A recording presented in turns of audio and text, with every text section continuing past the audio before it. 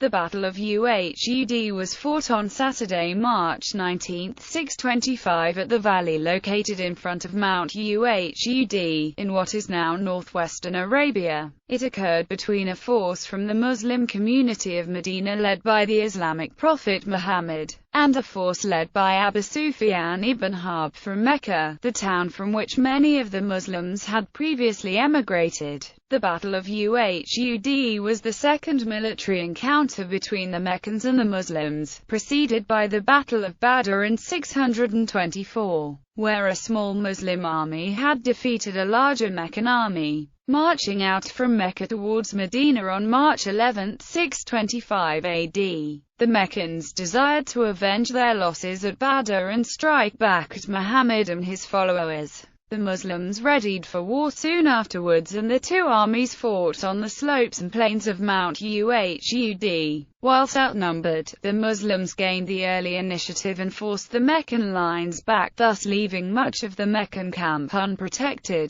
When the battle looked to be only one step away from a decisive Muslim victory, a serious mistake was committed by a part of the Muslim army, which altered the outcome of the battle. A breach of Muhammad's orders by the Muslim archers, who left their assigned posts to despoil the Meccan camp, allowed a surprise attack from the Meccan cavalry, led by Meccan war veteran Khalid ibn al-Walid, which brought chaos to the Muslim ranks. Many Muslims were killed, and even Muhammad himself was badly injured. The Muslims had to withdraw up the slopes of Uhud. The Meccans did not pursue the Muslims further, but marched back to Mecca declaring victory. For the Muslims, the battle was a significant setback. Although they had been close to routing the Meccans a second time, the breach of Muhammad's orders in favor of collecting Meccan spoils reaped severe consequences. The two armies would meet again in 627 AD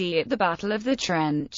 Background: Muhammad had preached the religion of Islam in Mecca from 613 to 622. He had attracted a small community of followers, but also drew staunch opposition from the rest of the Quraysh, the tribe that ruled Mecca and to which he belonged. The Muslims fled Mecca in 622 after years of persecution and established themselves at Medina. The Quraysh had seized the properties and families of Muslims in Mecca and dispatched caravans to Damascus, which the Muslims intercepted and raided. The Meccans sent out a small army to punish the Muslims and stop their raiding. At the Battle of Badr in 624, a small Muslim force defeated the much larger Meccan army. Many Muslims considered this unexpected victory a proof that they had been favored by God and believed they were assured such victories in the future. A number of the leading tribesmen of Quraysh had been killed at Badr, and so leadership passed to Abu Sufyan. He forbade the mourning of the losses at Badr, for he was eager to exact revenge upon Muhammad,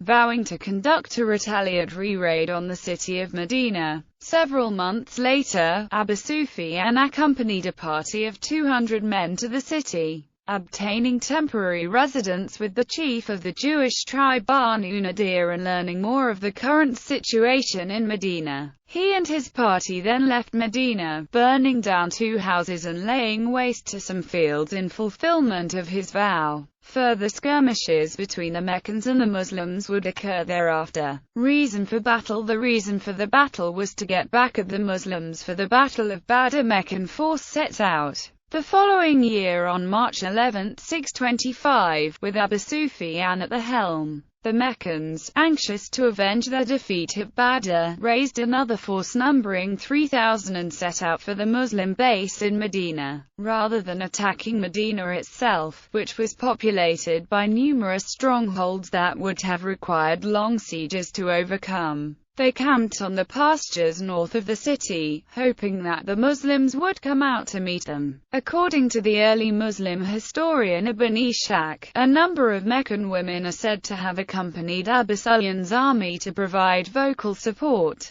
including Hind bin Utbah, his wife. A scout alerted Muhammad of the Meccan army's presence and numbers late on Thursday, March 21. The next morning, a Muslim conference of war convened, and there was dispute over how best to repel the Meccans. Muhammad and many of the senior figures suggested that it would be safer to fight within Medina and take advantage of its heavily fortified strongholds. Younger Muslims argued that the Meccans were destroying their crops, and that huddling in the strongholds would destroy Muslim prestige. Muhammad eventually conceded to the wishes of the latter, and readied the Muslim force for battle. Encounter at Uhud. A group of approximately 1,000 Muslim men set out on late Friday from Medina and managed to circle around the Meccan forces. Early the next morning, they took a position on the lower slopes of the hill of Uhud. Shortly before the battle commenced, Abdallah ibn Ubay and his followers withdrew their support for Muhammad and returned to Medina, with reports suggesting Ibn Ubay's discontent with the plan to march out from Medina to meet the Meccans. Ibn Ubay and his followers would later receive censure in the Quran for this act. What he suffered on the day the two armies met, was with the leave of Allah, in order that he might test the believers, and the hypocrites also. These were told, "Come, fight in the way of Allah, or drive," they said. "Had we known how to fight, we should certainly have followed you." They were that day nearer to unbelief than to faith, saying with their lips what was not in their hearts, but Allah hath full knowledge of all they conceal. The ones that say, while they themselves sit, "If only they had listened to us they would not have been slain." Say, "Avert death from your own selves, if ye speak the truth." Quran, Surah 3, Ayat 166 to 168. The Muslim force, now numbering around 700, was stationed on the slopes of Uhud, facing Medina, with the rear being protected by the towering mount itself. Before the battle, Muhammad had assigned 50 archers on a nearby rocky hill at the west side of the Muslim camp. This was a strategic decision in order to shield the vulnerable flanks of the outnumbered Muslim army. The archers on the hill were to protect the left flank, while the right flank was to be protected by the mount of Uhud situated on the east side of the Muslim camp. Protecting the flanks of the Muslim army meant that the Meccan army would not be able to turn around the Muslim camp, and thus the Muslim army wouldn't be surrounded or encircled by the Meccan cavalry. Keeping in mind that the Meccan cavalry outnumbered the Muslim cavalry with a 50-to-1 ratio, Muhammad ordered the Muslim archers to never under any circumstances leave their positions on the hill unless ordered to do so by him only. He made this order very clear by uttering these words to the archers: "If you saw us prevail and start to take spoils, do not come to assist us. And if you saw us get vanquished and birds eat from our heads, do not come to assist us." The Meccan army positioned itself facing the Muslim lines, with the main body led by Abu Sufyan, and the left and right flanks commanded by Ikrimah ibn Abi Jahl and Khalid ibn al-Walid respectively. Amr ibn al-As was named the commander of cavalry, and his task was to coordinate attack between the cavalry wings. The Meccans attacked with their initial charge led by the Medinan exile Abu Amir. Thwarted by a shower of stones from the Muslims, Abu Amir and his men were forced to retire and enter the camps behind the Meccan lines. The Meccan standard-bearer, Talha ibn Abi Talha al-Abdari, advanced and challenged the enemy to a duel. Ali, the young cousin of Muhammad, rushed forth and struck Talha down in a single blow. Talha's brother, Uthman, ran forward to pick up the fallen banner, the Meccan women willing him on with songs and the loud beating of timbrels. Hamza ibn Abd al-Muttalib emerged from the Muslim ranks, bringing him to a similar fate as Talha. It was their family that was responsible for the Meccan army's standard-bearing, and thus one by one, Talha's brothers and sons went to retrieve the Meccan banner and fight unsuccessfully, until they all eventually perished. Following the duels, general engagement between the two armies commenced. Meccan confidence quickly began to dissolve as the Muslims swept through their ranks. The Meccan army was pushed back, and repeated attempts by its cavalry to overrun the left Muslim flank were negated by the Muslim archers. Enjoying the best of these early encounters, the Muslims pierced through the Meccan lines, with victory appearing certain. However, it was the detachment of the Muslim archers, disobeying Muhammad's strict orders to remain stationary, that would shift the outcome of the battle, as they ran downhill to join in the advance and despoil the Meccan camp, leaving the flank vulnerable. At this critical juncture, the Meccan cavalry led by Khalid ibn al-Walid exploited this move and attacked the remaining minority of Muslim archers who refused to disobey Muhammad's orders and were still positioned on the hill. From there, the Meccans were then able to target and overrun the Muslim flank and rear. Confusion ensued, and numerous Muslims were killed. Most notably was Hamza, who had been thrown down in a surprise attack by the javelin of the Ethiopian slave of Hind, Washi ibn Harb. While the Meccan riposte strengthened, rumors circulated that Muhammad too had perished. It emerged, however, that Muhammad had only been wounded due to missiles of stone which resulted in a gash on his forehead and lip. It is recorded that Ali ibn Abi Talib alone remained, fending off the assaults of Khalid's cavalrymen. According to Ibn Athir, the Prophet became the object of the attack of various units of the army of Quraysh from all sides. Ali attacked, in compliance with Muhammad's orders, every unit that made an attack upon him and dispersed them or killed some of them. And this thing took place a number of times in Uhud, after fierce hand-to-hand combat. Most of the Muslims managed to withdraw and regroup higher up on the slopes of Uhud. A small faction was cut off and tried to make its way back to Medina, though many of these were killed. The Meccans' chief offensive arm, its cavalry, was unable to ascend the slopes of Uhud in pursuit of the Muslims, and so the fighting ceased. Hind and her companions are said to have mutilated the Muslim corpses, cutting off their ears and noses and making the relics into anklets. Hind is reported to have cut open the corpse of Hamza, taking out his liver which she then attempted to eat. Abu Sufyan, after some brief verbal exchanges with Muhammad's companion, Umar, decided to return to Mecca without pressing his advantage. The battle is generally believed by scholars to be a defeat for the Muslims, as they had incurred greater losses than the Meccans. Chase F. Robinson, writing in the Encyclopedia of Islam, states the notion that the Muslims suffered a disheartening defeat is clear enough. Other scholars such as William Montgomery Watt disagree, noting that while the Muslims did not win, the Meccans had failed to achieve their strategic aim of destroying Muhammad and his followers, and that the Meccans' untimely withdrawal indicated weakness on their part. The battle is also noted for the emergence of the military leadership and tactical military genius of Khalid ibn al-Walid, who would later become the most famous of all Arab generals during the Islamic expansion era, in conquering the Sassanid Empire and Byzantine-held Syria. Aftermath: Muhammad and the Muslims buried the dead on the battlefield, returning home that evening. The Meccans retired for the evening at a place called Hamra al-Asad, a few miles away from Medina. The next morning, Muhammad sent out a small force to harry the Meccan army on their way home. According to Watt, this was because Muhammad realized that a show of force was required to speed the Meccans away from Medinan territory. The Meccans, not wanting to be perceived as being chased away, remained nearby for a few days before leaving. Muslim reaction: for the Muslims, the battle held a religious dimension as well as a military one.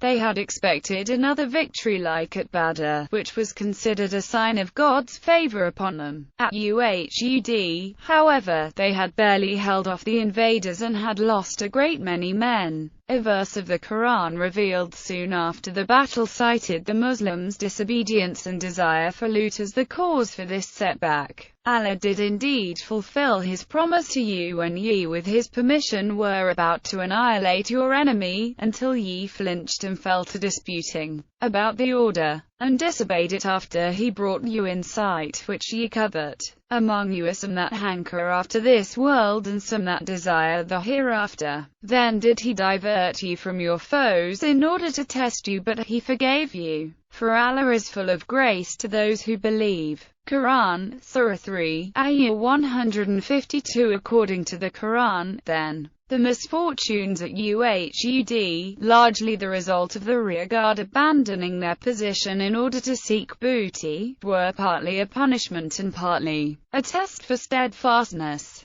Firestone observes that such verses provided inspiration and hope to the Muslims, sacralizing future battles that they would experience. He adds that, rather than demoralizing the Muslims, the battle seemed to reinforce the solidarity between them. Further conflict. Abu Sufyan, whose position as leader was no longer undisputed, set about forging alliances with surrounding nomadic tribes in order to build up strength for another advance on Medina. The success of the Meccans' rousing of tribes against Muhammad reaped disastrous consequences for him and the Muslims, with two main losses. One was where a Muslim party had been invited by a chieftain of the Ma'unat tribe, who were then killed as they approached by the tribe of Sulaim, while the other was when the Muslims had sent out instructors to a tribe which stated it wanted to convert to Islam. The instructors had been led into an ambush by the guides of the would-be Muslim tribe,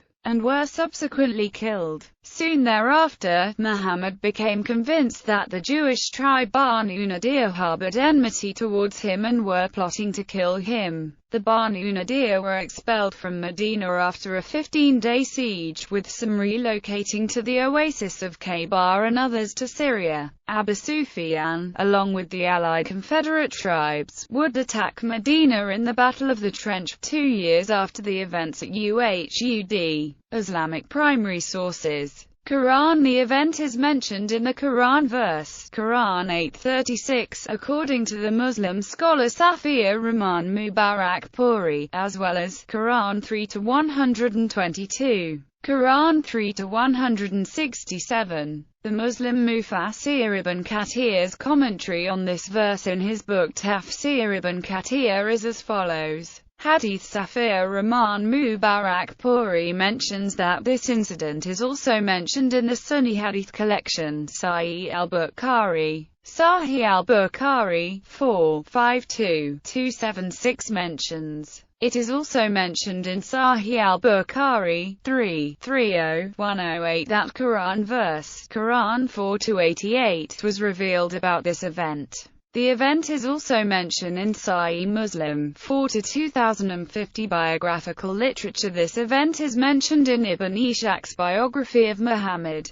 Most of the information available about the events is derived from the Sirah, Maghazi traditions of the early centuries of Islam. The general sequence of the events gained consensus early on, as demonstrated in the text of Ibn Ishaq, an early biographer of Muhammad. Accounts of the battle are derived mainly from descendants of the participants. Much of the basic narrative and chronology, according to Robinson, is reasonably authentic, although some of the more elaborate details, such as the exact scale of the Muslim defeat, may be doubtful or difficult to ascertain. Battle of Uhud. In warfare, though strategically indecisive, the conduct of the battle was sufficient proof of the military awareness of the Arabs even before their campaigns in Persia and Syria. The basic assumption that Arabs were generally raiders and learned warfare from the Persians and Syrians is proved wrong here. Abu Sufyan made full use of his cavalry by deploying them as two mobile wings.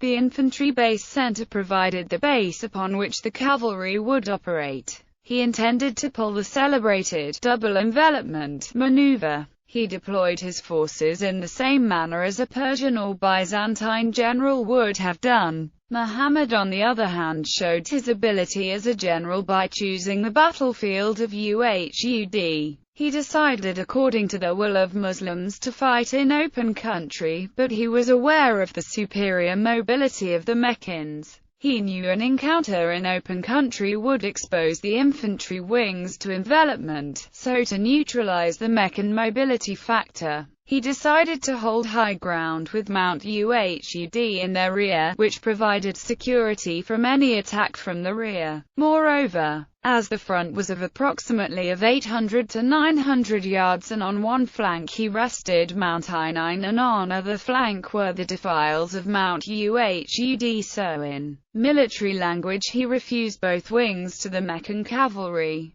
The only approach from which they could be taken from the rear was protected by the deployment of archers. This battle is a specimen of how an infantry-based entity should fight against a cavalry-dominated arm. The comparison of this battle with the Battle of Guadalete fought by Tariq ibn Ziyad against the Visigothic kingdom is indeed striking.